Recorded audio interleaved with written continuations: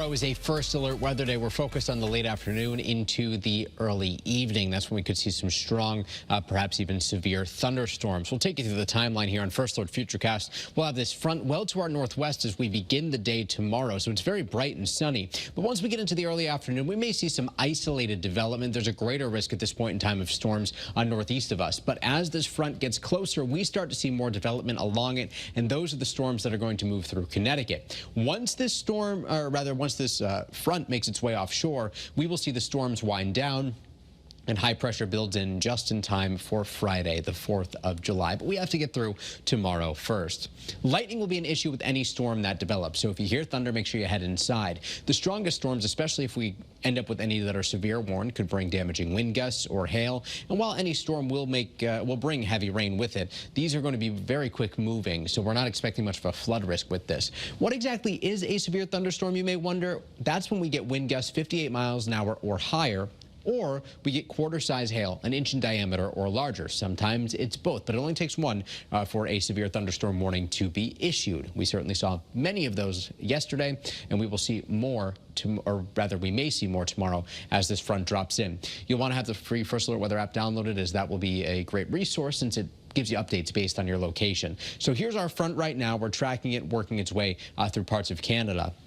Out ahead of it, temperatures across the northeast are still in the 70s, and that's what we see across the state right now, too. Down from where we peaked earlier today in the mid-80s for many towns. A little bit cooler in southeastern Connecticut, Norwich 79, 77 in Groton, New London today. Here's our iCam view right now in Rocky Hill, looking north to the Hartford skyline. Pretty good visibility out there tonight. Skies have cleared, and our iCam view right now in Waterbury, where it's currently 70. Winds are calm. So First Alert Futurecast showing the bright start to the day here, but watch as we get into the afternoon hours. Here's our isolated development first around 2 o'clock in the afternoon. So you'll want to start being really weather aware as we get into the afternoon, but it's the later afternoon and the evening where we see perhaps a greater risk. We might see this line fill a little bit more than what this particular model run is showing, and those storms will be moving through 7, 8 o'clock tomorrow, exiting by 9. So there might be some minor impacts to some of the fireworks displays. Before the cold front moves in, we're forecasting temperatures to be in the mid and upper 80s just about everywhere,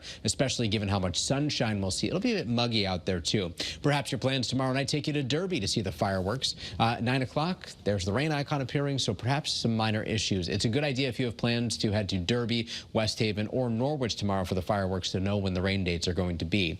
Humidity drops back in a big way behind that front and stays low Saturday before climbing Sunday and especially into the start of next week. So we're muggy tomorrow with dew points in the 60s around 2 o'clock, but by Friday afternoon, we have dew points 50 to 55. Very pleasant, dry air for the 4th of July. And with full sunshine, we're forecasting temperatures to be in the mid-80s.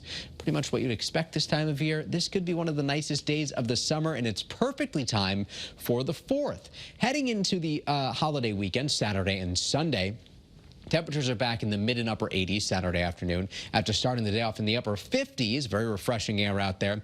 Muggier by Sunday and turning hotter. Upper 80s along the shoreline, lower 90s inland, breaking our streak of wet weekends. Now Monday, 90 to 95 and humid, so it will feel a bit hotter out there. Tuesday, we're still humid, and we might see some isolated storms. More on that as we get a bit closer. Wednesday, temperatures will be back in the mid 80s.